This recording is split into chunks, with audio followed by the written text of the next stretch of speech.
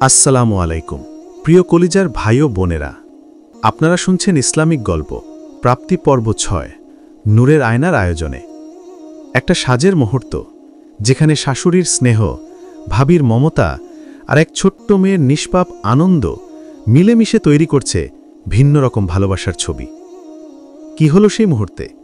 চলুন ডুবে যাই আজকের গল্পে। কাজের সাগরে ডুব দিয়েছে আহমদ। কারণটাও মাহিবার অজানা নয়। লোকটালাকে নতুন কোনো প্রজেক্ট হাতে পেয়েছে, আর এটা নিজেকে তুলে ধরার সুযোগ। সফল হলে সম্মানের সাথে বেতনও বাড়বে বলে আশা করা যায়। সেই যে সন্ধ্যায় বাসায় এলো, আর এখন বাজে রাত 8:30। বান্দা হুঁশজ্ঞান ভুলে ফাইলের পর ফাইল দেখে চলেছে। মাহিবা বিরসমুখে কতক্ষণ বইয়ের পাতা উল্টায়। হিসাব বিজ্ঞানের কিছু বিষয় এত জটিল লাগে মেয়েটার কাছে। এসব বিষয় সমাধান করার জন্য দরকার একটা শান্ত পরিশীলিত মন, যেটা এখন তার নেই। তাই খুব সুন্দর করে বইটা বন্ধ করে উঠে পড়ে সে। আহমদের দিকে তাকিয়ে দেখে সে ঘাড় এখনো নিচুই করে রেখেছে। এই ঘাড় আর সোজা হলে হয়? বিড়বিড় করে শাশুড়ির ঘরের দিকে চলে যায়, যে দেখে সালেহা বেগম আয়েশাকে পড়াচ্ছেন। আগ্রহী কণ্ঠে বলে, মা, আপনি রেস্ট নিন, আমি আয়েশাকে পড়াচ্ছি। সরু চোখে তাকিয়ে সালেহা বেগম বলেন, কেন, তোর পড়াশোনা নেই? যা, পড়তে বস, আরেকটু পর খাবার দেব। উদ্বেলিত আয়েশা নিভে যায়। ভাবিমনির কাছে পড়া হলো না। মুখ কালো করে আবার নিজের ঘরে চলে যায় মাহিবা। যাওয়ার আগে আফিয়ার ঘরের খোলা দরজায় উঁকি দেয়। এই মেয়েও পড়ছে, ধুর, ভাল লাগে না। বারান্দায় যে কতক্ষণ এদিক ওদিক হাঁটাহাঁটি করে মেয়েটা, আবার ঘরে উঁকি দেয়, আবার কতক্ষণ হাঁটে। মনস্থির করে ঘরে ঢুকে আহমদের পাশের সোফায় বসে। ঘাড় উঁচিয়ে দেখে নিশ্চল মানবের কাজকর্ম। গলা খাঁকারি দিয়ে আহমদের মনোযোগ আকর্ষণের চেষ্টা করে। না, কোনো নড়চড় নেই লোকটার। শেষমেশ না পেরে মাহিবা বলে, শুনছেন? এই যে, আশ্চর্য, কলম গালে লাগিয়ে ফাইলের দিকে তাকিয়েই আছে লোকটা। এক আঙ্গুল দিয়ে আহমদের বাহুতে টোকা দিতেই আহমদ ফিরে তাকায়। তার তাকানোর ধরন দেখে খেই হারায় মাহিবা। বিব্রত হেসে বলে, ভালো আছেন? ভ্রু কুচকায় আহমদ, কোনো উত্তর করে না। ঠোঁট ভিজিয়ে মাহিবা আবার বলে, আপনার কাজ কখন শেষ হবে? আগামী 7 দিনে হবে না, ডিল কনফার্ম হলে তারপর শেষ হবে। বহুক্ষণ পর আহমদের শান্ত গম্ভীর কণ্ঠটা যেন মাহিবার বুকে ধাক্কা দেয়। ভারী শ্বাস টেনে মাহিবা বলে, কালকে আমাকে ভার্সিটিতে নিয়ে যাবেন? কিছুক্ষণ ভেবে আহমদ বলে, 8:30টার দিকে বের হব, তৈরি থাকবেন। আশান্বিত চোখে চেয়ে থাকা মাহিবার চোখের তারায় খুশির ঢেউ ওঠে। প্রফুল্ল কণ্ঠে উত্তর দেয়, ঠিক আছে। আনন্দচিত্তে ব্যাগ গোছানো শুরু করে মাহিবা। তখনই আহমদের ফোনে ইফাদের কল আসে। রিসিভ করতেই ছেলেটা জানায়, আগামীকাল কিছু বন্ধুদের একটা ছোট আড্ডা বসবে, আহমদ যেন উপস্থিত থাকে। বেশ বিরক্তির সাথে আহমদ বলে, আমার হাতে যে এখন প্রজেক্টের কাজ তুই জানিস না, আমার আর টানিস কেন আবার? তোরে ছাড়া আমার ভাল লাগে না দোস্ত, তুই না থাকলে ওখানে গেলে আমার নিজের এতিমেতিম লাগবে। উফ। ফোনে বিরক্তি প্রকাশ করতে থাকা আমাদের দিকে একবার তাকায় মাহিবা। লোকটা এততেই বিরক্ত হয় কেন? এমন করিস কেন? 1 ঘন্টা থেকেই চলে যাইস? আচ্ছা, আসব। ফোন রাখতে উদ্যত হতেই ইফার ডাক দেয়, দোস্ত দোস্ত দোস্ত। কি বল? দোস্ত, কালকে যেন আমার আফিয়ারে নিয়ে আসিস না। অতি উৎসাহী হয়ে ভাবিরেও আনিস না। আফিয়া কেন যাবে? ও তো আসবে না। তুই তো নিয়ে এসেছিলিস আগের বার। ওই শিয়াবের নজর ভালো না, আর তুই একদম বোঝো না কোথায় বোনকে নেওয়া ঠিক আর কোথায় না। রাখ ফোন। ধমক দিয়ে কল কেটে দেয় ইফাদ। এদিকে আহমদ তার ধমক না গুনলেও কথাগুলো তার কানে বাজে। তার বোনের দিকে কে কেমন নজরে তাকাচ্ছে, এটা ইফাদ পর্যন্ত খেয়াল করেছে। তাহলে সে এতদিনে বোঝেনি কেন? সেই ক্ষণে গতদিনের ঘটনা মস্তিষ্কে হানা দেয়, ডুবে যায় গভীর ভাবনায়। মাহিবা? ঘাড় ঘুরিয়ে ছেলেটার দিকে তাকায় মাহিবা। আহমদ এখনও হাতের ফোনের দিকে তাকিয়ে আছে। আপনি কি আফিয়ার সাথে একটু কথা বলবেন? কোন বিষয়ে? কালকের বিষয়টা নিয়ে। ইঙ্গিত বুঝতে পারে মাহিবা। চোখ জলজল করে উঠে, লোকটা আসলেই এগুলো বলছে। আপনি অনুমতি দিলে অবশ্যই বলবো। ন্যায্য বিষয়ে আমার অনুমতি দরকার নেই মাহিবা। যেটা আমি বুঝিনি সেটা আপনি বুঝেছেন। আমার বোনটাকে একটু বোঝাবেন প্লিজ। আহমদের অনুরোধ মাহিবার হৃদয়ে আঘাত হানে। স্পষ্ট বাস্তব বুঝতে পারে এতদিনের কাজে লোকটা অনুশোচনায় ভুগছে। এই অনুশোচনা কমাতে চায় না মাহিবা। কিছু কষ্টের অনুভূতি একটা সুন্দর সমাপ্তি আনে, তাহলে সেই কষ্টটুকু সহ্য করে নেওয়াই যায়। ভরসামাখা কণ্ঠে মেয়েটা বলে, আমি যথাসাধ্য চেষ্টা করব, আপনি টেনশন করবেন না। মৌলিন হাসে আহমদ। আফিয়াকে বেশ ভালো করেই চেনা আছে তার।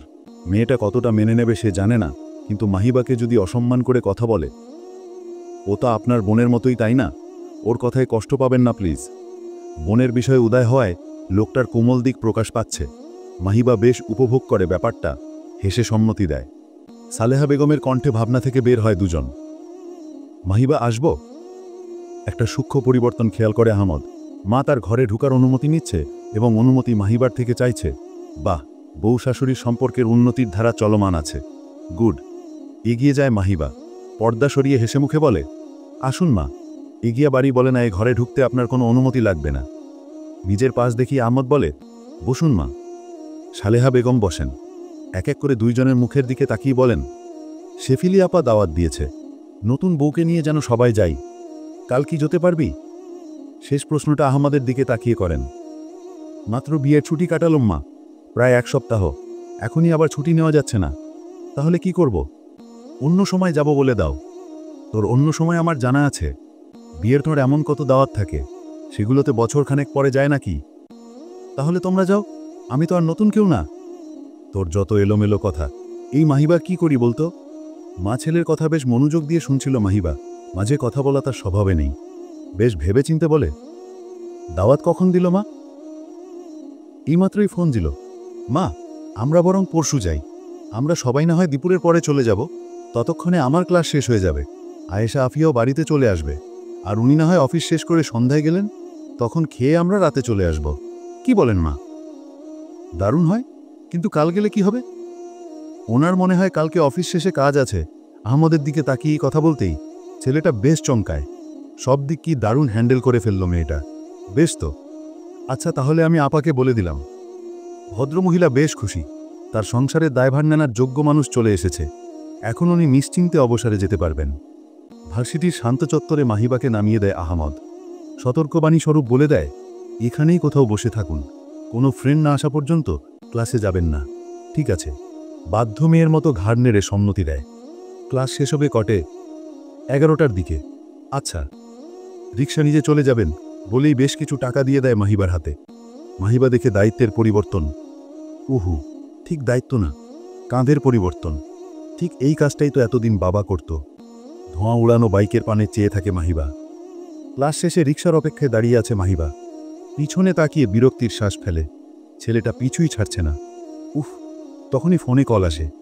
কলদাতার নাম দেখতেই ঠোঁটের কোণে হাসি ভিড়ে, যদিও এখানে হাসির মতো কিছু নেই। আসসালামু আলাইকুম। ওয়ালাইকুম আসসালাম। ক্লাস শেষ? জি। কোথায়? রিক্সার জন্য দাঁড়িয়ে আছি। অপেক্ষা করুন, আমি আশেপাশে আছি। কল কাটতেই নিজের প্রতি আহমদের অপ্রকাশিত আগ্রহ টের পায় মাহিবা। লোকটা কি ধীরে ধীরে তার প্রতি দুর্বল হচ্ছে? আহমদ বাইক সহ সামনে দাঁড়াতেই ধ্যানভঙ্গ হয় মেয়েটার। এত তাড়াতাড়ি? কোথায় ছিলেন? বিস্মিত কণ্ঠের বিপরীতে স্বাভাবিক থাকে আহমদ। পাশেই, একটা কাজের জন্য অফিস থেকে বের হতে হয়েছে। উঠুন। না, দাঁড়ান, হেলমেট পরে নিন। হেলমেট হাতে নিতেই এতক্ষণ পিছু নেওয়া ছেলেটা ডেকে ওঠে, মাহিবা, দাঁড়াও। ভেসে আসা কণ্ঠের দিকে তাকায় আহমদ। সরু চোখে দেখতে থাকে ছেলেটাকে। মাহিবাকে ডাকছি কেন? ফের মাহিবার দিকে তাকিয়ে দেখে অপ্রস্তুত মেয়েটাকে। আমার সাথে কথা বললে সমস্যা? অন্য লোকের সাথে এক বাইকে গেলে কোনো সমস্যা নেই। বাহ! দুজনের দিকে চেয়ে বেশ ভারী গলায় আহমদ বলে, কি সমস্যা? কে হয়? মাহিবার দিকে ভ্রু নাচিয়ে জিজ্ঞেস করে ছেলেটা। মাহিবা এক দুঃসাহসী কাজ করে ফেলে। এই ছেলে পিছুই ছাড়ছে না, বললেও বিশ্বাস করে না। ভালো হয়েছে আহমদ এসেছে। আহমদের হাত ধরে উদ্ভল্ল কণ্ঠে বলে, আমার ভবিষ্যৎ সন্তানের অভিভাবক। চোখকিতে তাকায় আহমদ। হেলমেটের আড়ালে হয়ে যায় তার হতভম্ব চোখ। ছেলেটাও বেশ ঝটকা খেয়েছে বোঝা যাচ্ছে। তুমি সত্যি বিবাহিতা? জি। কিন্তু তোমার প্রোফাইলে যে লেখা সিঙ্গেল, আপডেট করা হয়নি। বাইকে উঠতেই আহমদ গম্ভীর কণ্ঠে বলে, myself Ahmad Yasir. Don't want to see you again. অন্যের স্ত্রীর প্রতি অনুচিত দৃষ্টি দেওয়া উচিত নয়, শেষটুকু নিজেই বিড়বিড় করে আহমদ। হতভম্ব ছেলেটাকে ভার্সিটি চত্বরে রেখে চলে যায় এক দম্পতি। পেছন থেকে হালকা হাসির শব্দ পায় আহমদ। তার মেজাজ এখনো গম্ভীর। বিয়ে হবার পরও সিঙ্গেল বোর্ড ঝুলিয়ে রাখার মানে কি? আবার পরিচয় দেওয়া হচ্ছে আমার ভবিষ্যৎ সন্তানের অভিভাবক। লজ্জা পায় মেয়েটা। তখন হুট করে বলে দিয়েছে বলে কি এখন খোঁটা দিবে? আবার সম্বোধনহীন কথা। লোকটা রেগে আছে, মিনমিন করে মাহিবা বলে, আজকেই সিঙ্গেল স্ট্যাটাস দেব, আপনাকে ট্যাগ করব? কোনো উত্তর দেয় না আহমদ। মাহিবা ধরে নেয় নীরবতাই সম্মতির লক্ষণ। জয়ের কথা শুনে হাসে আহমদ। জয় ফির শোধায়, এই আহমদ, ভাবির কোনো বান্ধবী নাই? একটু লাইন করে দে না। ছিল একজন, কিন্তু কিন্তু কি? উদ্গ্রীব জয়, শি ইজ ডেড। কি? ক্লোজ ফ্রেন্ড একটা ছিল, 2 বছর আগে সে মারা গেছে। আর কোনো ফ্রেন্ডের কথা জানি না। জয় তো বিয়ার আগেই বিধবা হইলি রে। জয় আকস্মিক একটা ধাক্কা খেলেও তার মনে কৌতূহল সৃষ্টি হয়। কিভাবে মারা গেল রে? Road accident. ওকে সরাতে যেয়ে নিজে গাড়ির সামনে পড়েছে। ভাবি রে। হ্যাঁ, আর এই জন্য ও খুবই গিল্টি ফিল করে। 2 দিন আগে মেয়েটার মৃত্যুবার্ষিকী গেল, তখন রোজাও ছিল। দীর্ঘ শ্বাস ছাড়ে আহমদ। দিনটার কথা ভাবলেই তার দম আটকে আসে। মেয়েটা কিভাবে ছটপট করছিল। পরিবেশটা বেশ ভারী হয়ে যায়। শান্ত শিষ্ট তামিম কথা ঘোরাতে চায়। ইফাদ, কানাডা সেটেল হচ্ছিস কবে? ধুরু মিয়া, কানাডা গেলেই আমার মনে হয় মরুভূমি এসে পড়ছি। কোন দিকে মানুষ নাই, এইখানেই আমার ভালা। যে দিকে থাকাই মানুষ আর মানুষ। কারেকশন, মাইয়া আর মাইয়া। শিহাবের কথার বিপরীতে তার দিকে তাকিয়ে ইফাত বলে, যার মনে যা ফাল দিয়া উঠে তা। শোন, তোদের সবার আমার বাসায় দাওয়াত। আফটার ম্যারেজ স্ট্রিট বলতে পারিস। কবে আসবি বল? হই হই করে ওঠে সকলে। সকলের হইচইয়ের মাঝেই আহমদের কানে কানে শিহাব জিজ্ঞেস করে, বউ কি আসলেই দেখাবি না? শান্ত দৃঢ় দৃষ্টিতে শিহাবকে দেখে আহমদ বলে, she is reserved. Shihab, okay. Surrender করার ভঙ্গিতে হাত উঁচু করে শিহাব সকলের কাজের মিল রেখে আহমদের বাসায় আগামী মাসে যাওয়ার কথা জানায়। আহমদুর নিমন্ত্রণ পাকা করে। আসে ভঙ্গ হতেই উঠে যায় সকলে, কিন্তু তামিমকে আটকে রাখে আহমদ। ইফাদ অভিমান করে ডাকে না আহমদকে। তখন থেকেই সে আহমদের সাথে আর কথা বলেনি। আহমদ খেয়াল করলেও সবার সামনে কিছু বলে না। প্রিয়জনের অভিমান আড়ালে ভাঙালে তো কোনো অসুবিধা নাই, তাই না? কি অবস্থা? এত চুপচাপ কেন? ইঙ্গিত বুঝতে দেরি হয় না তামিমের। এবার যেন সেখানে কিছু জল যোগ হল। উদাস চোখের জলাভাব চোখ এড়ায় না আহমদের। ছেলেটার ঘাড়ে হাত রেখে নীরবে বোঝায় সে পাশে আছে, কাছে আছে। ভাঙা ভাঙা কণ্ঠে থেমে থেমে তামিম বলে, ও ও বিয়ে করে নিল আহমদ। ও কিভাবে পারল?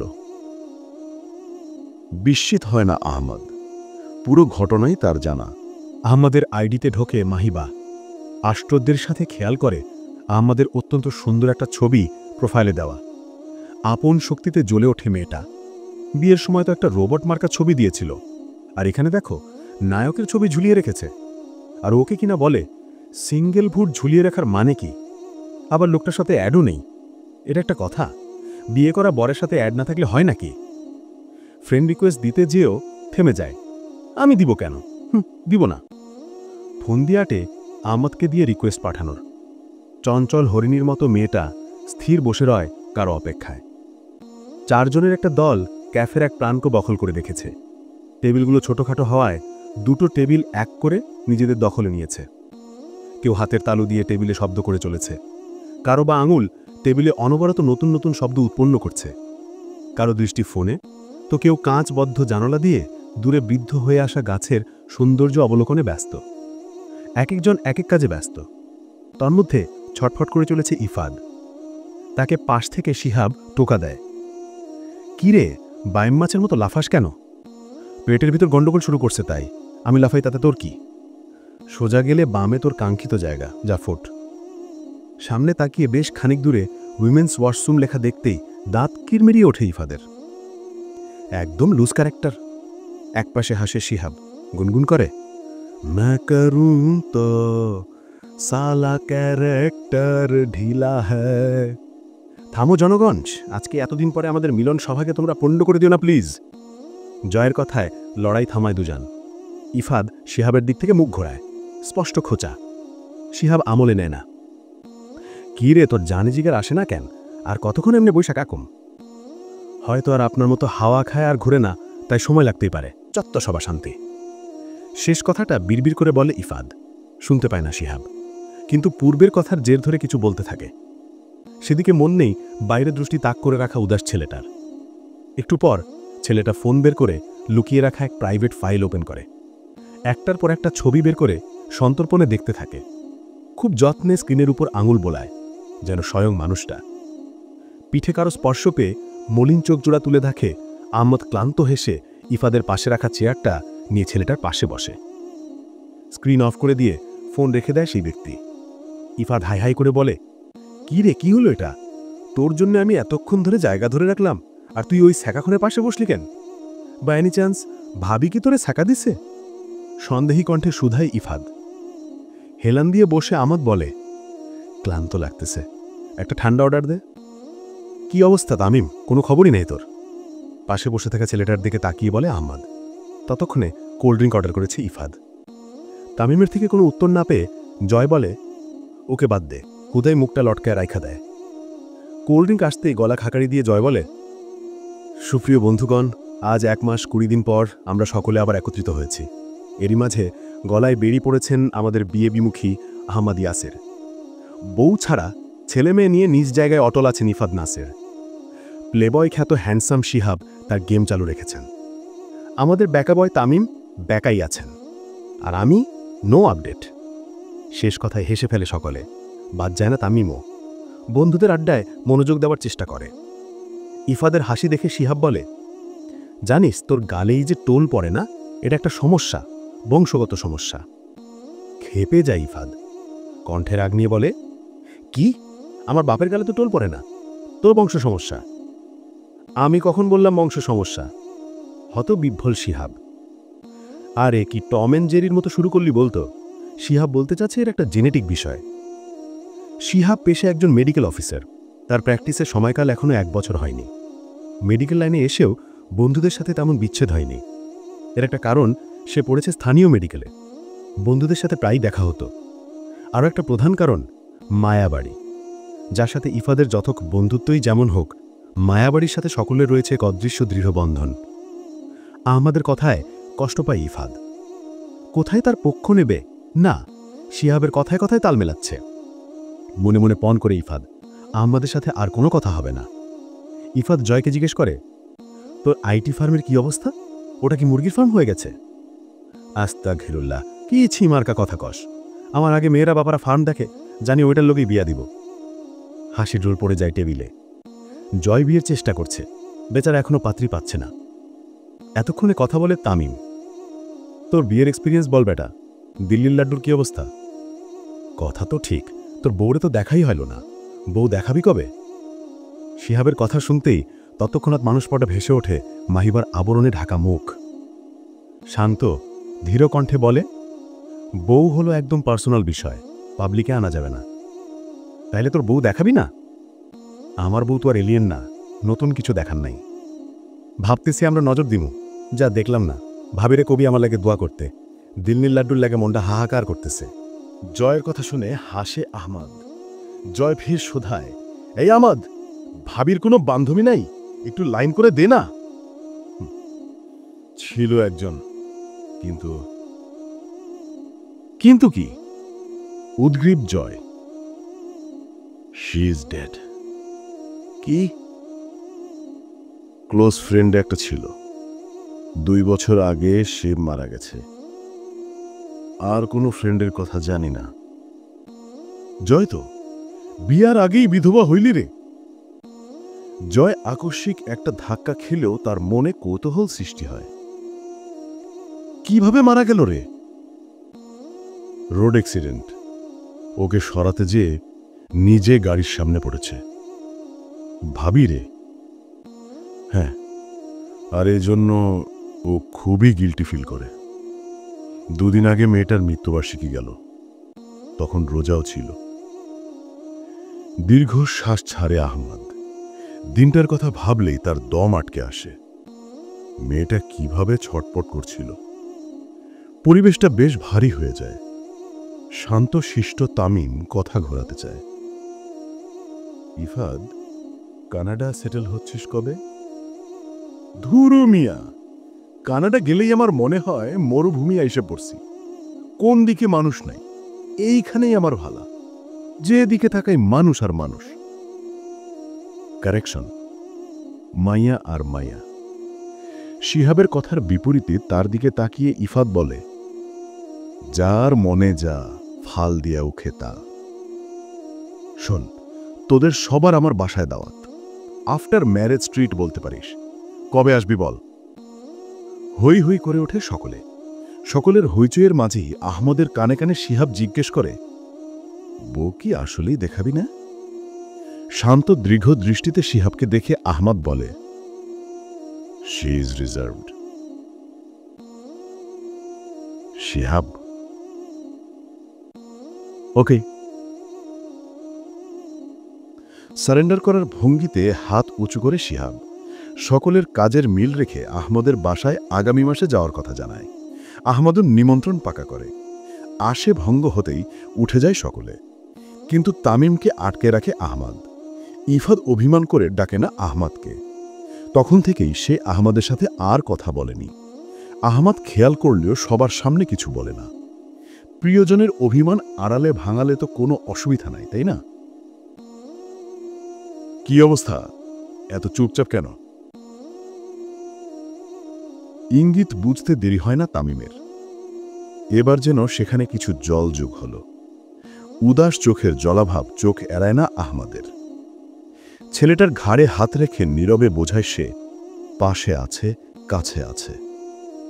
ভাঙা ভাঙা কণ্ঠে থেমে থেমে তামিম বলে, ও ও বিয়ে করে নিল আহমদ।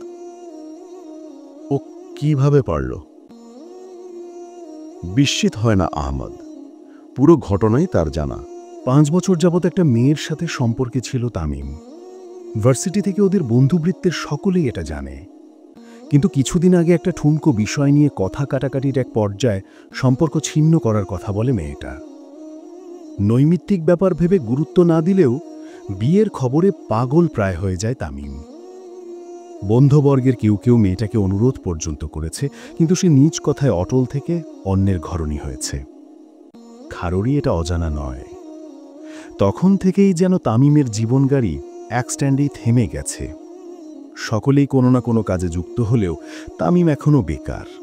তার অন্তস্থ কোনো শক্তি নেই। স্পৃহাবিহীন ছেলেটা যেন নির্জীব পুতুল হয়ে গেছে। আহমদ বুঝতে পারে মেয়েটাকে সে মণিকোঠায় কোন স্থানে বসিয়েছিল। তামিম, মেয়েটা এখন কারো স্ত্রী। মানতে কষ্ট হলো, এটাই সত্যি। 2 দিন পর কারো মা হবে। তার ছবি ফোনে এভাবে রাখাটা দৃষ্টিকটু। আশা করি তুই বুঝতে পারছিস আমি কি বলতে চাচ্ছি। মলিন দৃষ্টিতে তাকায় তামিম। তার চোখের দিকে তাকিয়ে আহমদ বলে, বাবা ছাড়া একটা মেয়ের অভিভাবক কে জানিস? তার ভাই। সে ছোট হোক অথবা বড়। তনু আপুর অভিভাবক তুই। কেউ যখন আপুর জন্য সম্বন্ধ নিয়ে আসবে, তখন কিন্তু তোর পরিচয় সেখানে খুব ম্যাটার করবে। আপু বিয়ের বয়স হয়েছে। আজ হোক কাল হোক তার বিয়ে হবে। তারপর আন্টির দায়িত্ব তোকে নিতে হবে, সাথে নিজের দায়িত্ব। আমি তোকে ভুলতে পারি না রে। বলতে হবে না। তুই যত ভোলার চেষ্টা করবি সেটা মনে আরো বেশি জেঁকে বসবে। তুই নিজের দায়িত্বগুলো বুঝে নে। জীবনটা অনেক ছোট তামিম। কারো প্রতি কষ্ট মনে চেপেই ছোট্ট জীবনের আনন্দটুকু নষ্ট করিস না। নিজেকে একটা সুযোগ দে। তোর জন্য কেউ না কেউ আছে। নিজের জীবনটাকে বুঝিয়ে নেওয়ার চেষ্টা কর। যে তোর কদর বোঝেনি তাকে কেন্দ্র করে একটা গোটা জীবন নষ্ট করে দেওয়া বুদ্ধিমানের কাজ না তামিম। চোখ মুছে মাথা নাড়ায় তামিম। তাকে সাথে নিয়ে পেছন ঘুরলেই দেখতে পায় ইফাদ মুখ কালো করে দাঁড়িয়ে আছে। তামিমের কষ্ট সকলের মাঝেই ছাপ ফেলেছে, কিন্তু আজকের মতো করে কেউ তাকে বোঝায়নি। 3 জন আহমদের বাইকে বসে তামিমের বাসায় যায়। তামিম নামতেই তাকে বিদায় জানিয়ে বাড়ির পথ ধরে আহমদ। ইফাত কথা বলছে না ঠিক, কিন্তু তার সঙ্গ ছাড়েনি এক মুহূর্তের জন্য। আহমদ মিটিমিটি হাসে। বিয়ে করে পোষতাইনি আমার না হওয়া বিয়াই, না করলেই মনে হচ্ছে আফসোস থাকত। কোথায় গেল ইফাদের পণ? শুরু করে দিল হাজারো অভিযোগ, হাজারো কথা। কে যেন আড্ডায় আসতেই চাচ্ছিল না, এখন আবার সবাইকে দাওয়াত করা হচ্ছে। যত সব ঢং। হাসে আহমদ। কে বলবে এটা একটা ছেলে? কেমন মেয়েদের মতো অভিমান করে। আধারে ছেয়ে থাকা রাস্তা, তার বুকে চলতে থাকা এক আলোকিত বন্ধুত্বের সাক্ষী থাকে, দেখতে থাকে তার ঝলঝলে রং। শাশুড়ির নির্দেশ অনুযায়ী একটা রানী গোলাপি রঙের শাড়ি পরেছে মাহিবা। নিজ হাতে বেশ কিছু গহনা দিয়ে মাহিবাকে সাজিয়ে দেন সালেহা বেগম। ভাবিমনির সাথে মিল করে একটা গোলাপি রঙের ফ্রক পরে আয়েশা। মেয়েটাকে বেশ কিছুক্ষণ পর্যবেক্ষণ করে শাশুড়ির কাছে যায় মাহিবা। মা, ভিতরে আয়। ভেতরে ঢুকে ইতিউতি করে মেয়েটা। অভিজ্ঞ চোখে সেই অঙ্গভঙ্গি পরখ করে সালেহা বেগম বলেন, কিছু বলবি? মা, আয়েশাকে একটা ওড়না পরিয়ে নেই মাথায়। মুচকি হাসেন সালেহা বেগম। এই কথা বেশ কয়েকদিন ধরে ভাবছিলেন তিনি, বিশেষ করে মাহিবাকে দেখার পর থেকে। সম্মতি দিয়ে একটা ওড়না হাতে ধরিয়ে দেন। উচ্ছল মাহিবা তাড়াতাড়ি হাঁটতে গেলে সালেহা বেগম বলেন, আস্তে যা, কুচি খুললে আমি আবার লাগিয়ে দিতে পারবো না কিন্তু। খুশি ধরে না মাহিবার ঠোঁটে। তার ঘরে বিছানায় বসে থাকা মেয়েটার কাছে যেয়ে অতি আদরে কণ্ঠে বলে, হায় শু। হাতের পুতুল থেকে মুখ তুলে চায় আয়েশা। ভাবিমনি, ওর একটা নাম দেওয়া দরকার। পুতুলের দিকে তাকিয়ে হাসে মাহিবা। আচ্ছা দিব, আগে আসো তোমাকে আর একটু সাজিয়ে দেই। বড় হাতার একটা ফ্রক, যার দৈর্ঘ্য হাঁটুর নিচ পর্যন্ত, নিচে সাদা একটা পায়জামা। মেয়েটাকে সদ্য ফোটা গোলাপ লাগে মাহিবার কাছে। আয়েশা জিজ্ঞাসু চোখে চাইতেই তাকে দাঁড় করায় মাহিবা। ঝুটি বাঁধা চুল খুব যত্নে খোপা করে দেয়। হাতের সাদা ওড়নাটা ছোট বড় করে ধরে। ছোট পাশ একদিকে রেখে গলার নিচে সেফটি পিন দেয়। বড় দিকটা মাথার উপর দিয়ে একবার ঘুরিয়ে নিয়ে এসে ওড়নার এক কোণা এক কাঁধে ঝুলিয়ে দেয়। কানের কাছে ছোট্ট একটা গোলাপি ফুলের পিন গুজে দেয়। পেছনের দিকের ত্রিভুজ আকৃতির ওড়নার অংশ পিঠ ঢেকে কোমরকেও বেশ খানিকটা আবৃত করে রেখেছে। পুরোটা সময় টু শব্দও করে না আয়েশা। নিজেকে আয়নায় দেখতেই উৎফুল্ল হয়ে যায়। কি সুন্দর দেখাচ্ছে। খুশিতে ঝাপটে ধরে মাহিবাকে। ওয়াও ভাবিমনি, কি সুন্দর লাগছে আমাকে। মেয়েটার মাথায় সস্নেহে হাত বুলিয়ে মাহিবা বলে, বলো মাশাআল্লাহ। নিজেকে দেখেও বলতে হয়? বলতে হয় তো। মাশাআল্লাহ, মাশাআল্লাহ। জানো, স্কুলে না একটা ছেলে শুধু আমার চুল ধরে টানে।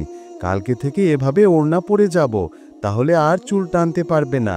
আর ওড়না ধরতে আসলে এই পিন ফুটিয়ে দেব, ভালো হবে না? হাসি মুখে চিন্তার ছাপ পড়ে। মেয়েটা কি স্কুলে শান্তিতে থাকতে পারে না? তৎক্ষণাৎ এক ভাবনা মস্তিষ্কে উদয় হতেই নিজেকে শান্ত রাখে, সঠিক সময়ের অপেক্ষায় থাকে। সেই ক্ষণে আফিয়ার আওয়াজ পাওয়া যায় ড্রয়িং রুমে। মাহিবা আয়েশা দুজনেই এগিয়ে যায় সেদিকে। দেখো আপাই, কি সুন্দর লাগছে না আমাকে? আফিয়ার কাছে যে উৎফুল্ল কণ্ঠে বলে আয়েশা। ছোট বোনটাকে দেখতেই আফিয়ার উত্তপ্ত মেজাজ শীতল হয়ে আসে। মেয়েটার মুখে হাত বুলিয়ে বলে, খুব সুন্দর লাগছে। বলো মাশাআল্লাহ, মাশাআল্লাহ। এই মেয়ে, কি হয়েছে তোর? এমন চিল্লাচিল্লি করছিস কেন? মেজাজ ফের চটে যায় আফিয়ার। আমি কি পরে যাব? আমার একটাও ভালো জামা নেই। সালেহা বেগম বিরক্ত হলেও শান্ত স্বরে বলেন, এই শুরু হয়ে গেছে এই মেয়ের কি কথা। এই তোর আলমারি ভর্তি ওইগুলো কি? হ্যাঁ, এক জায়গায় যাওয়ার কথা উঠলেই ওর আর জামা কাপড় থাকে না। যত সব অশান্তি। গজগজ করতে করতে প্রস্থান নেন সালেহা বেগম। আয়েশা মায়ের পিছু পিছু ছোটে, ভালো করে আরেকবার নিজেকে দেখানো লাগবে। মা তো কিছু বললই না। হতাশ আফিয়াকে দেখে মাহিবা বেশ ধীরে সুস্থে বলে, আমি ড্রেস সিলেক্ট করে দেই। মানুষের বাহ্যিক রূপ কি কাউকে সম্মোহন করতে পারে? মাহিবাকে এই মুহূর্তে এক স্নিগ্ধ পদ্মের মতো লাগছে। সেই শান্ত রূপের মেয়েটাকে নিষেধ করতে পারল না আফিয়া। নীরবের সম্মতি জানিয়ে নিজের ঘরে নিয়ে এলো। আফিয়ার ঘরে ঝুঁকতেই মাহিবার চোখ কপালে ওঠার দশা। বিছানার কোনো অংশ দেখা যাচ্ছে না, জামা কাপড়ের ঝড় যেনই ঘরটার ওপর দিয়ে বয়ে গেছে। তবুও নাকি এই মেয়েটা পরার মতো জামা পাচ্ছে না। আহারে, পুরো বিছানা ঘেটে ঘুটে একটা নেভি ব্লু রঙের 3 পিস পেল মাহিবা। আফিয়ার সামনে ধরতেই মনে হলো মেয়েটাকে এতে খুব মানাবে। এটা পরবে আফিয়া, সুন্দর লাগবে। এটা তো আয়রন করা নেই, সুন্দর লাগবে না। আমি এক্ষুনি আয়রন করে দিচ্ছি। আফিয়ার উত্তরের অপেক্ষা না করেই কাজ শুরু করে মাহিবা। শাড়ির ছড়ানো আঁচল গুছিয়ে নিয়ে জামাটা আয়রন করা শুরু করে। এই দৃশ্য দেখি মাহিবার মনে হয় মেয়েটার মধ্যে কোনো অভিনয় নেই, ভেতরে যেরকম বাইরেও সেরকম। ইতিবাচক ধারণার পারদ আর একটু উঁচু হলো কি? বিন্দু বিন্দু ঘাম জমে গেছে মাহিবার নাকে। ঘরমক্ত মুখে আয়রন করা জামাটা আফিয়ার হাতে দিয়ে মাহিবা বলে, আমি এগুলো ভাঁজ করে রাখি, তুমি আমার ঘরে যে জামাটো পরে আসো। থাক, আপনাকে ভাঁজ করতে হবে না। আচ্ছা, তুমি যাও তো। ঠেলে আফিয়াকে পাঠিয়ে দিয়ে বিছানা গোছানো শুরু করে মাহিবা। আফিয়াও আর কিছু বলার খুঁজে পায় না। তৈরি হয়ে আসতেই মেয়েটাকে এক পলক দেখে মাহিবা। জামাটা বেশ ঢিলে ঢালা আছে। এই পায়জামাকে কি বলে? প্লাজো বোধহয়। ওড়নাটা মাথায় জড়ানোর চেষ্টা করছে আফিয়া। কাজ শেষ হতে মাহিবা দেখে এভাবে ওড়না পরলে শরীরের বেশ কিছু অংশ দৃশ্যমান হচ্ছে। আমার একটা নেভি ব্লু ওড়না আছে, ওটা পরবে? কেন, এটা ভালো লাগছে না? আয়না থেকে মুখ ঘুরিয়ে মাহিবার দিকে তাকায় আফিয়া। না, এটাও সুন্দর, তবে ওইটা মাথায় পড়তে এটা গায়ে জড়িয়ে নিতে, তাহলে বোধহয় বেশি ভালো লাগতো। কৌশলে কথাটা বলে মাহিবা। বিয়ের পরদিনই পর্দার প্রতি আফিয়ার মনোভাব সম্পর্কে সে জানতে পেরেছে। এখন সেই কথা বললে নিশ্চয়ই মেয়েটা মানবে না। বেশ কিছুক্ষণ ভাবে আফিয়া অবশেষে সম্মতি প্রদান করে। আচ্ছা দিন। নেভি ব্লু রঙের একটা সুতির ছোট ওড়না নিয়ে আসে মাহিবা, আফিয়াকে পরতে সাহায্য করে। 3 পিসের ওড়নাটা পিঠ ঢেকে 2 কাঁধে ঝুলিয়ে দেয়, সেফটি পিনের সাহায্যে আটকে দেয় দুপ্রান্ত। নিজেকে দেখে সন্তুষ্ট হয় আফিয়া। তার কোনো কৃতজ্ঞ বাণী শোনার অপেক্ষা করে না মাহিবা, চলে যায় নিজের সর্বশেষ প্রস্তুতির জন্য। বের হওয়ার কালে মাহিবাকে দেখে অবাক হয় আফিয়া। অমন স্নিগ্ধ পদ্মের মতো রূপটা কই, কিছুই তো দৃশ্যমান নেই। এমনকি এর ভেতরে যে রয়েছে তার বয়সটা অনুমান করাও কষ্টসাধ্য। তার মাও তো বোরখা পরে, কিন্তু মুখ না ঢাকার কারণে চিনতে এত সমস্যা হয় না। কৌতূহল লুকাতে না পেরে বলেই ফেলে, আপনি এভাবে বোরখা পরলেন কেন ভাবি? অবচেতন মনে ভাবি ডাকলেও সেটা কান এড়ায় না মাহিবা। এই প্রথম মেয়েটা সম্বোধন করল। কি খুশি লাগে মাহিবার। খুব কৌশলে বলে, যার জন্য এই সাজ সে দেখলেই তো হলো, জনে জনে দেখিয়ে বেড়ালে তো সাজটা মলিন হয়ে যাবে, তাই না? আফিয়াকে কৌতূহলের সাগরে আরেকটু ডুবিয়ে দিতে মাহিবা বলে, একটা কাজ করবে আফি? এগিয়ে আসা মেয়েটার দিকে এক কদম আগায় মাহিবা। পরিবারের দেওয়া আদুরে নামে ডাকে। ডাকটা আফিয়ার হৃদয়ে লাগে। অন্য কারো মুখেই প্রথম ডাকটা শোনা। মেয়েটা যেন সম্মোহিত হয়ে যায়। কি কাজ? আজকে বাসায় ফেরত আসা পর্যন্ত পুরোটা সময় তোমার এবং আমার দিকে একজন পুরুষের দৃষ্টি খেয়াল করবে, ঠিক আছে? সম্মোহিত আফিয়া ভাবার সুযোগ পায় না, সম্মতি জানিয়ে গাড়িতে ওঠে। খাবার দাবার হাতে ঢুকতেই সামনের পরিবেশ দেখে অজানা আশঙ্কায় কেঁপে ওঠে মাহিবার মন। সবকিছু ভালোই ভালোই হবে তো? সালেহা বেগমের বড় বোন শেফালি বেগমের এক ছেলে সায়ান, বয়সে আহমদের থেকে বছর 2 বড়, পেশায় একজন ইঞ্জিনিয়ার। কর্পোরেট অফিসের বেশ উঁচু পদে তার স্থান। তার স্ত্রী হেনা। শেফালি বেগম এই আয়োজনে সামিল করেছেন পুত্রবধূর বাবার বাড়ির কিছু মানুষকে। সদর দরজা পেরুতেই সামনে এত মানুষ দেখে ভরকে যায় মাহিবা। শেফালি বেগমের পরিবার সম্পর্কে জেনেছে শাশুড়ি থেকে। সেই হিসেবে এত মানুষের সামনাসামনি হওয়ার মানসিক প্রস্তুতি তার ছিল না। হঠাৎ ধাক্কা সামলে উঠে হাসি মুখে সালাম জানায় শেফালি বেগমকে। মহিলা সে হাসি দেখলেন কিনা বোঝা গেল না, তবে আয়েশার মাথার এক ফালি কাপড় তার দৃষ্টিগোচর হল বটে। মনমনে হিসেব কষতে বসলেন, এই অবনতির শেষ কোথায়? বসার ঘরে উপবিষ্ট হেনার বাবার বাড়ির সকলের সাথে কুশল বিনিময় করলেন সালেহা বেগম। টুকটাক কথাবার্তা হলো। বাদ গেল না আয়েশা, আফিয়াও।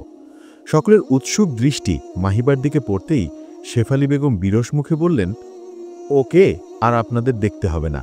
মেয়ে সুন্দরী, তাই যাত্রার সামনে মুখ খোলে না। সায়েনের বাবার সাথেই কথা বলেনি, আর আপনাদের সাথে কি বলবে? সায়েনের বাবা অবসরপ্রাপ্ত স্টেশন মাস্টার। লোকটা স্ত্রীকে থামতে ইশারা করলেন। আহা শেফালি, থাক মা, তোমরা ঘরে যাও। আফিয়া, ওকে তোমার ভাবির ঘরে নিয়ে যাও।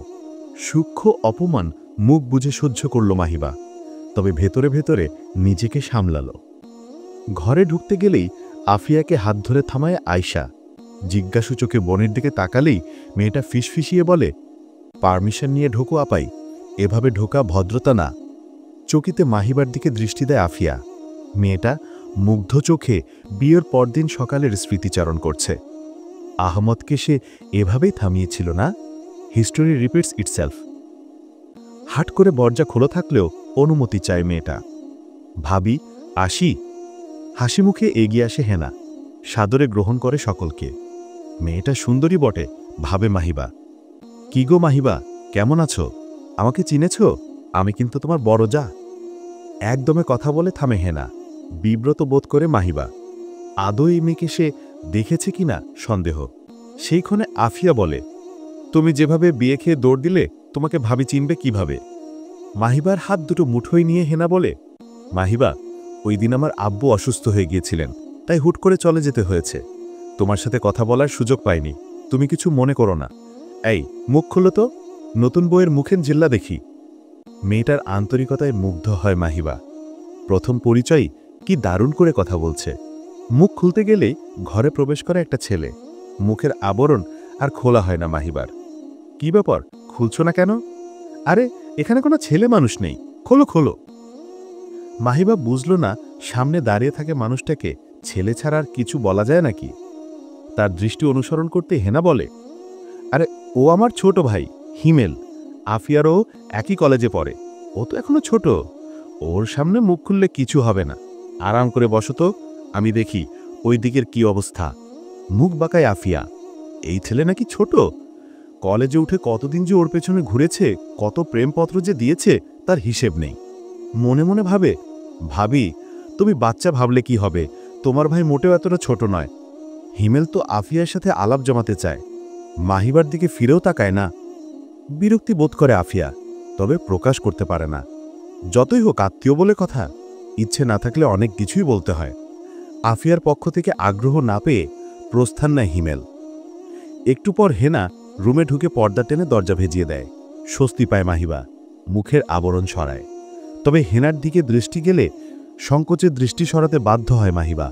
হেনার শাড়ি কোমরের দিক থেকে খানিকটা সরে গেছে। মাহিবা কিছু বলবি কিনা ভাবে, শেষমেশ বলেই ফেলে, ভাবি আপনার শাড়িটা সরে গেছে। সেদিক পানে একবার চেয়ে হাসি হেনা। মাহিবাকে পরামর্শ দেওয়ার ভঙ্গিতে বলে, শাড়ি পরলে অমন একটু একটু হয়, বুঝেছ? এতে ভালোই লাগে, বুঝেছ? খুব স্বাভাবিকভাবে বললেও মাহিবার কানে কথাগুলো ভারী ঠেকে। সায়ান এখনো বাড়ি ফেরেনি, তাহলে এই সৌন্দর্য প্রকাশের উদ্দেশ্য কি? সালেহা বেগম এসে থেকে বোনের সাথে কাজে হাত লাগিয়েছেন। বউ মেয়েদের দিকে খেয়াল রাখার সুযোগ পাননি। সবাই খেতে বসলে সেইক্ষণে মাহিবার কথা মনে হয়। মেয়েটা তো এভাবে খাবে না, ঘিরে দিয়ে এলে ভালো হবে। সেই কথা ভেবেই বড় বোনের উদ্দেশ্যে বললেন, বড় আপা, মাহিবা কোথায়? হেনার মায়ের সাথে কথা বলছিলেন শেফালি বেগম। বোনের ডাকে ফিরে তাকিয়ে বলেন, হেনার সাথে ওর ঘরে আছে। বিচলিত বোধ করেন সালেহা বেগম। তুমি যে বললে সায়ানের আসার সময় হয়েছে। হয়েছে তো? বোনের শেষ কথায় মনে মনে হাসেন সালেহা বেগম। বড় আপা, তোমার মেয়ে নেই, থাকলে বুঝতে নিজের মেয়ে তো অন্য বাড়ি পাঠিয়ে দেয়া কি কষ্টের। আমার আফিকে কয়দিন পরেই তো মানুষের কাছে দিয়ে দিতে হবে। সেই বাড়িতে যেমন যত্ন চাই, আমার ছেলে বউকেও সেভাবেই রাখতে চাই। কথায় পৃষ্ঠে এমন জবাব হয়তো শেফালি বেগম আশা করেননি। বেশ ক্রোধ জমে। সেই ক্রোধের প্রতিফলন দেখা যায় তার চেহারাতেও। জোরে খুন্তি রেখে বলেন, যা মন চাই কর, হুজুর বউ এনেছিস। বড়দের সম্মান করতে জানে না, আবার ভদ্রতার অভিনয় করে। কয়দিন এই ভালো মানুষের রূপ ধরে থাকে, আমিও দেখি। বিপদে পড়ে যেন আবার বড় আপা করতে করতে আমার কাছে না আসিস। বড় বোনের ধমক খেয়ে বড় হয়েছেন সালেহা বেগম। তার জীবনে এ আর কোনো নতুন বিষয় না, কিন্তু মাহিবার সম্পর্কে এমন কথা তিনি হজম করতে পারলেন না। মেয়েটার সামনে বড় আপা এমন কথা না বললেই বাঁচা। একটি প্লেটের সব খাবার থেকে কিছু কিছু নিয়ে হেনার ঘরের দিকে যান। বাইরে থেকে ডাকলেই আফিয়া এগিয়ে আসে। মাহিবার দিকে তাকিয়ে দেখেন মেয়েটা এখনো বোরখা ছড়েনি। আফিয়ার দিকে জিজ্ঞাসু চোখে চাইলেই মেয়েটা বলে, ভাবির ভাই যখন তখন চলে আসছে। বিরক্তি সৃষ্টি হয় সালেহা বেগমের মনে। কোনো ঘরে মেয়েরা দরজা বন্ধ করে বসে থাকলে যখন তখন ঢুকে যাওয়া উচিত নয়। এই মাহিবা, আমার সাথে আয়। শাশুড়ির আদেশে তার পিছু নিতে গেলেই হাত ধরে আয়শা। আফিয়া থেকে গেলেও মাহিবার সাথে যায় আয়শা। বড় বোনের কক্ষে নিয়ে গিয়ে দরজা ঠেলে দেন সালেহা বেগম। মাহিবাকে বলেন, তুই এখানে বোরকা খুলে বস, সমস্যা নেই। ওইদিকে ওরা সব খাচ্ছে, এই ঘরে কেউ আসবে না। আর তোর বরকে একটা ফোন দে তো, মহারাজ কাজ শেষ করে কখন আসবেন একটু শুনি। শেষ কথাগুলো বেশ আক্রোশের সাথে বলেন সালেহা বেগম। ছোট থেকেই এই ছেলের মানুষের বাড়ি যাওয়ার কথা শুনলেই জ্বর চলে আসে। আজ না আসলে অবাক করার কিছু হবে না, কিন্তু আজকের দাওয়াতটা ভিন্ন রকম। না আসলে বিষয়টা খুব দৃষ্টিকটু ঠেকবে। সালেহা বেগমের কথায় আয়শা আর মাহিবা দুজনেই হেসে ফেলে। সালেহা বেগম নিয়ে আসা খাবার ভুচি প্লেট বাড়িয়ে দিলে আয়শা বলে, মা উনি আসুক, তারপর খাই। আমার ক্ষুধা লেগেছে, আমি খাবো। তাহলে এটা ওকে খাইয়ে দিই, যা ভালো লাগে তোদের কর। শুনতে বকা মনে হলেও তিনি আসলে আহমাদের উপরে বিরক্ত। সেটা বুঝতে পেরে মাহিবা ফোন লাগায়। আয়শার কানে গুজে দিয়ে তাকে বলে কথা বলতে। পরে কি মনে করে নিজের হাতে ফোন রেখেই সেটা লাউড স্পিকারে দিয়ে দেয়। হ্যালো, সালাম দিতে জানো না, বলো আসসালামু আলাইকুম। আহমদ বুঝতে পারে এটা আয়শা। ওয়ালাইকুম সালাম, বলেন আপা, এই অথম আপনার কি উপকার করতে পারে? আহমদের কথায় মুগ্ধ হয় মাহিবা। আয়শার সাথে আহমদের আদরে আলাপ যে তার কি ভালো লাগে। এখনই এখানে এসে আমাদের উদ্ধার করতে পারো। আম্মু খেপে আছেন, মানুষের বাড়িতে এসে বকা খেতে না চাইলে এক্ষুনি আসো। আমি তো আসছি, রাস্তায় আছি। কিছু আনতে হবে নাকি শোনো তোমার কাছে? না, কিছু আনতে হবে না, আসার সময় আম্মু আর ভাবিমণি সব এনেছে, তুমি আসো। আচ্ছা। ফোন রেখে বোরকা খুলে মাহিবা হাত ধুয়ে আয়শাকে খাইয়ে দেয়। খাওয়া শেষ হতেই এটো প্লেটটা আয়শার হাতে ধরিয়ে দেন সালেহা বেগমের কাছে দেওয়ার জন্য। আয়শা যেতেই মাহিবা ওয়াশরুমে যায়। সেইক্ষণে খোলা দরজা দিয়ে সেই কক্ষে প্রবেশ করে হিমেল। আরাম করে বসে বিছানায়। ওইদিকে ওয়াশরুম থেকে ভেসে আসছে পানির কলকল ধ্বনি। প্রিয় ভাই ও বোনেরা, গল্পটি কেমন লেগেছে? যদি ভালো লেগে থাকে একটি লাইক দিন এবং পাশাপাশি চ্যানেলটি সাবস্ক্রাইব করে আমাদের পাশে থাকুন। চোখ রাখুন নূরের আয়না চ্যানেলে। পরবর্তী পর্ব খুব শীঘ্রই আসছে। আল্লাহ হাফেজ।